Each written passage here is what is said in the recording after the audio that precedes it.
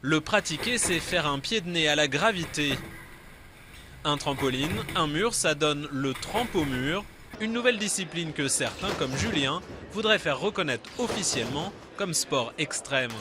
Au trampo-mur, il y a encore beaucoup de mouvements qui n'ont jamais été faits, qui ne sont pas encore créés, et qu'il n'y a pas assez de monde qui travaille pour les créer parce qu'ils s'entraînent pour faire des spectacles.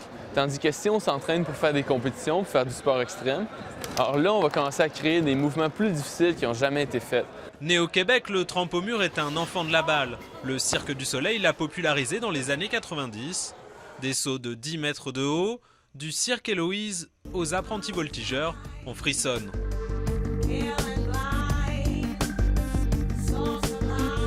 Vraiment des mouvements très similaires, je crois, au skateboard et au rollerblade. C'est sûr que nos acrobaties sont plus classiques, plus académiques, et la hauteur qu'on va chercher est probablement plus impressionnante. J'ai toujours cru personnellement que le cirque était à la limite du spectacle et du sport extrême. Alors dans ce sens-là, il y a une continuité. Julien a d'autres ambitions pour le trampo-mur, loin des chapiteaux.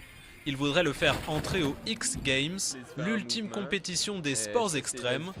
Et pour cela, il a créé une série d'enchaînements en espérant qu'elle convaincra le jury. Les grandes lignes de la notation, c'est la difficulté, le style et la hauteur. Alors le style, c'est le plus important. C'est ce qui vaut le plus. C'est le juge du style qui a le droit de donner le plus de points pour chaque mouvement.